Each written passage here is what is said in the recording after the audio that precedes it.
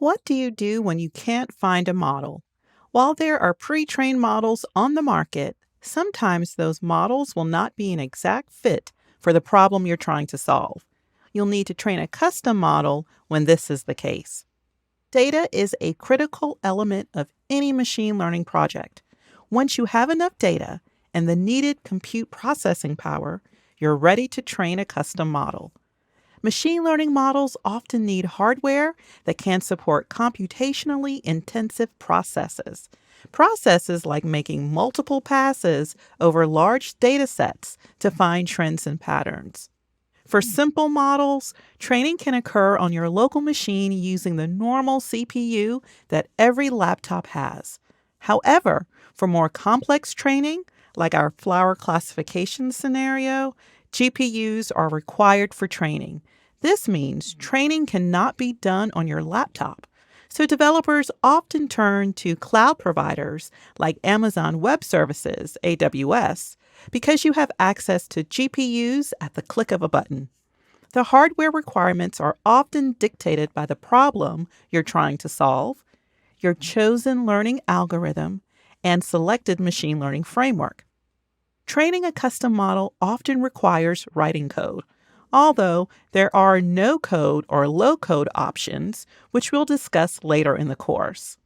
There are several programming language options: R, Python, and Java, with Python being the most popular.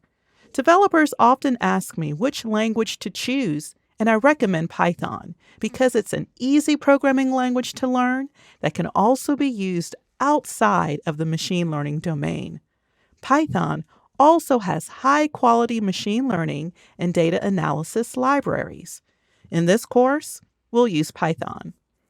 The programming language you choose often dictates the frameworks and data analytics and visualization tools you have access to.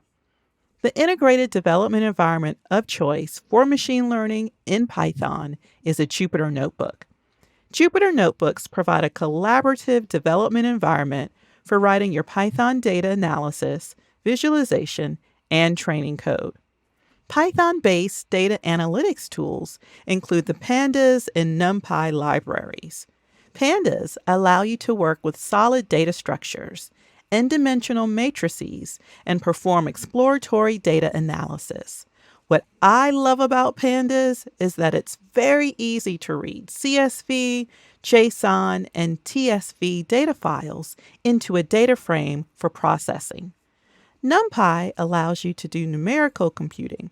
You'll find that machine learning data is often represented in arrays, so NumPy supports multi-dimensional arrays and matrices. When exploring your data set, you'll need to visualize that data through plotting charts and graphs so you can better understand it. Matplotlib and Seaborn are widely used Python-based 2D plotting libraries. These libraries allow for generating production-quality visualizations with just a few lines of code. Machine learning frameworks provide easy-to-use libraries that contain learning algorithms and predefined functions that help you train a model. There are frameworks like scikit-learn, TensorFlow, MXNet, PyTorch, Keras, and more.